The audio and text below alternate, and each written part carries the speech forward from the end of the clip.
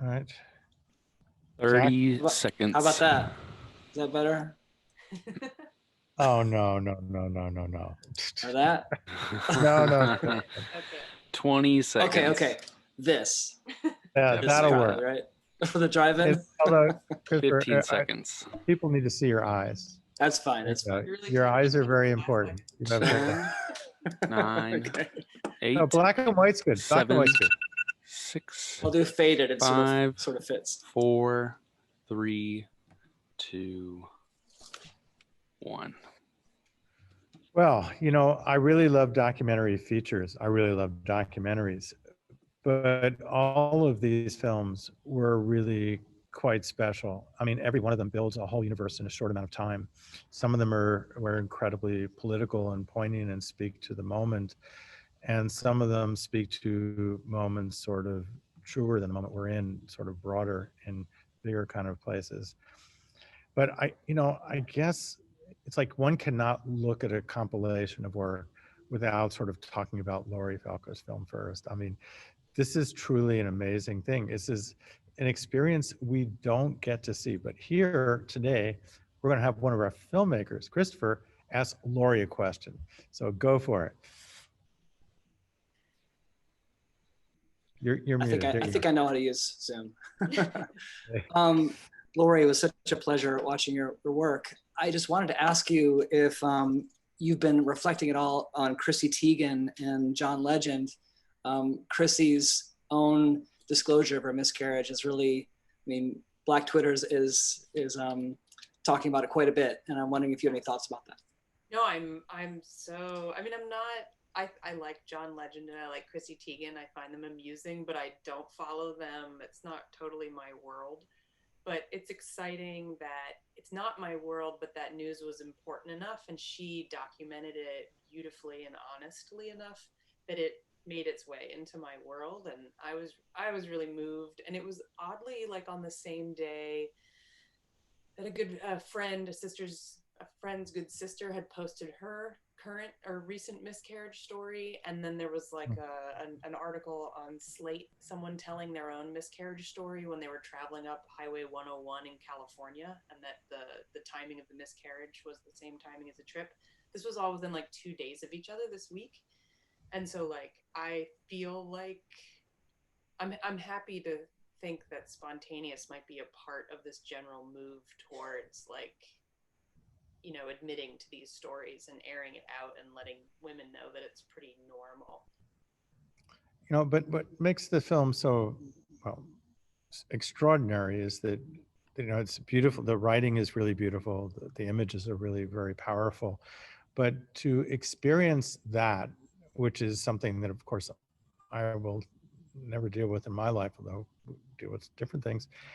But in such a public way. I mean, you're at a place where you're at like a great film festival where there are all these people and all these parties and everybody is in a completely different mindset.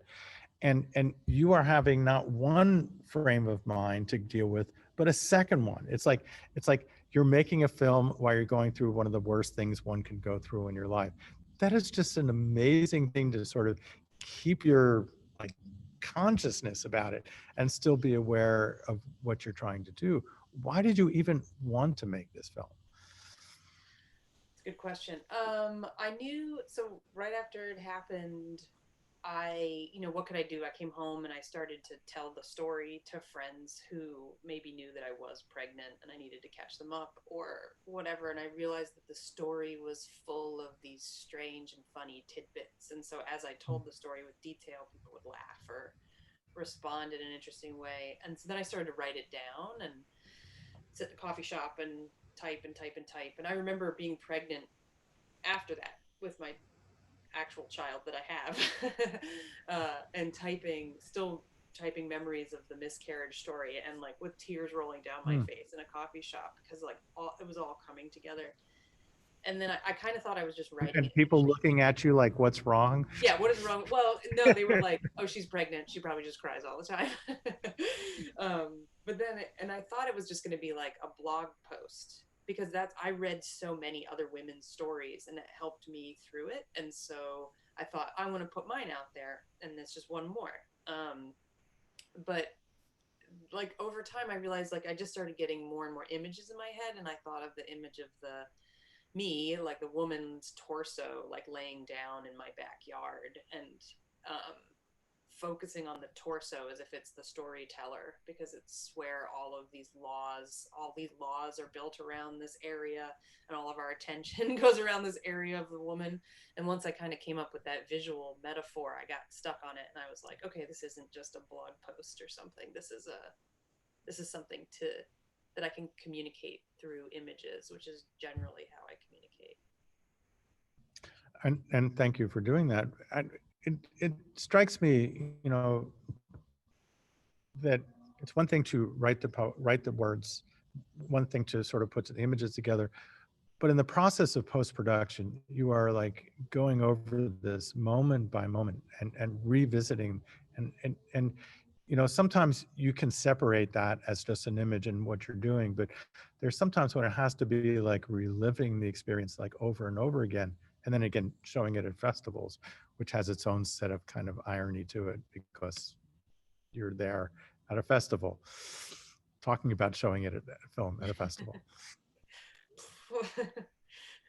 Right, yeah. I mean, when I was recording the voiceover, I remember it's like I could go into any particular memory and I would have a totally different voiceover recording. Like I would feel angry about the situation, and like, because at the time of finishing up the film, making the voiceover, there were all these new laws coming out in like 7 or so different states that were, just about, anti-abortion laws, or like laws telling you what to do with your fetus if you had a miscarriage, tying it into religion that wasn't my religion. And I was just like hearing about it constantly. That it was just last summer of 2019, when it was like every day there was like a new thing being pushed forward.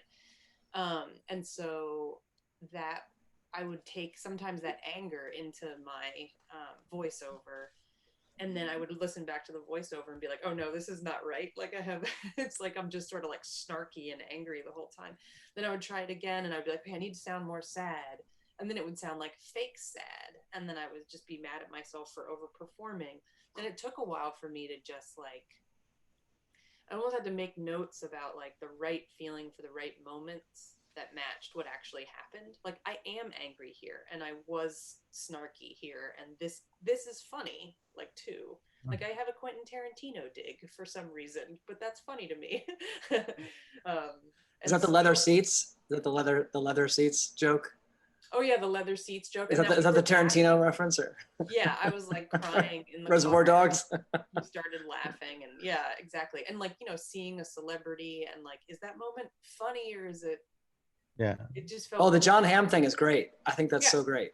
It was just, and I just wanted to come across as weird and as like intense as it felt, in the moment. And so like, I ended up having to find a way to modulate all of those feelings in the voiceover.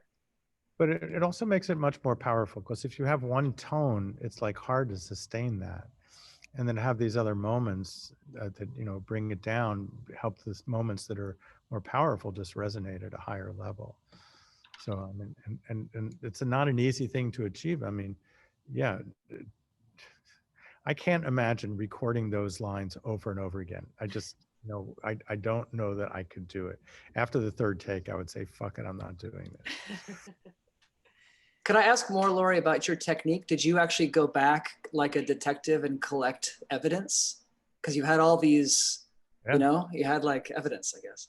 Yeah, so like I said, there's the stuff I recorded in my backyard, which is like me laying down, and then a lot of the sky, trees, airplane, like it's just the bullocks looking up.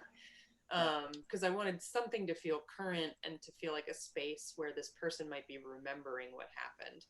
But then there was all the filler that would kind of take you back to that space. And so I went through all the photos I took on my phone. And so some parts of the story are in the story because I have the photo. Like I remember it because I have the photo. And it's worth talking about because I have the photo. And then other things like like I talk about landing at the airport, and I make sure I have the photo. There's like a big fat bear that's always on a chair at the Salt Lake City airport. And it's in my film because I always take a photo of it every time I go there. And so that's just part of it. But then and then a lot of it was just like downloaded from the internet, and I created like a rough edit, like kind of a longer edit, and then just shot it off my computer screen with high contrast black and white film. Oh, love high So contrast. that gives it like so that it could take it into my single tone, so to speak. Yeah, it works for the visual. That's how you pulled off the ski lodge hotel then? I loved that shot. Yeah, that was like photos downloaded from their website. Yeah. And then I would just do either fake pans or like I'm looking at the computer screen, but I'm moving my camera around or like moving my fingers in front to give it like out of focus things, just so I can own some terrible JPEG. By the way, have you seen that documentary about the history of the bullocks? No. There's a wonderful documentary about this woman whose like grandfather invented the Bolex. And when I can't remember it at the moment. When I do, I will send you it's definitely like something one should know if that's it. Oh yeah, it's the best. It's the greatest machine I've ever held in my hands. Yeah, and the story is actually really fascinating of the guy. I mean, it's just way more interesting than you possibly thought. And this person was a film student and didn't know her grandfather had invented the Bolex. It's just kind of astounding. So, Christopher, what about salvage draws you in? I mean, it's like it's something that not many. Well, that's what we do as filmmakers. We find something that not many people are thinking about and find a way to make them into a story, right? Yeah. So what drew you? Well, I'm a PhD, so I'm a professor of communication, and I live in Tampa, Florida. And I don't know if your cities are like mine, but it seemed like every restaurant I went into would have some kind of like salvaged barn wood finish on their bar, or like some kind of repurposed industrial kind of object that it seemed like it was like a cliched style. And I started seeing it everywhere, like Tootsie Rolls. And I was like, what's going on? And I started trying to do research to find someone who was thinking about this or analyzing it.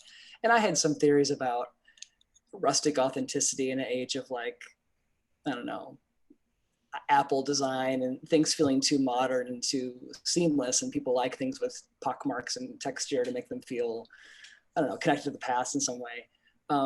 But then there was this local salvage yard, which I was drawn to. And I made the film to kind of answer the question, what emotional problem am I trying to solve by collecting old objects that I have no relationship with whatsoever? And your answer is? Well, I guess I would ask you what you think.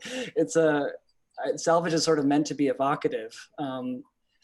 Bart, you and I are participants in the UFEA conference, and I had a respondent, Mary Salvage, sorry, messing up her last name because it rhymes with salvage, but anyway, Mary wrote a response to it, and it's such a thoughtful response. I was so grateful to her that she kind of read my mind. I didn't know how to express the feeling, and so I made the film for it, and then she wrote it down and created the theory that I was searching for in the first place.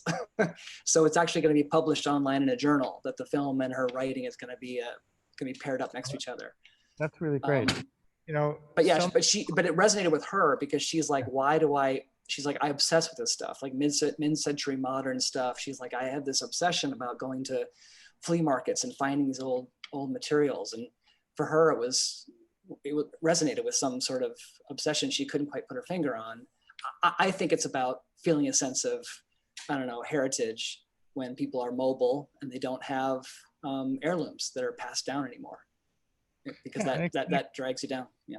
Connects to a past that you think you might like connect to, and it's probably not real, but then some of the salvage isn't real anyway. That's right. But it's really, the images, I mean, shooting it, they just look so gorgeous. I mean, you take objects and really make works of beauty out of them. And then also, I think the way you integrated the archival footage in there and helping tell the story is just very thoughtful and very beautiful. And by the way, most people who write respondents for the UFEA conference are not that articulate. So you very I much, got lucky.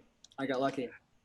absolutely. But Lori, I'd be interested in your response to it or your reaction. What did you take away? What struck you?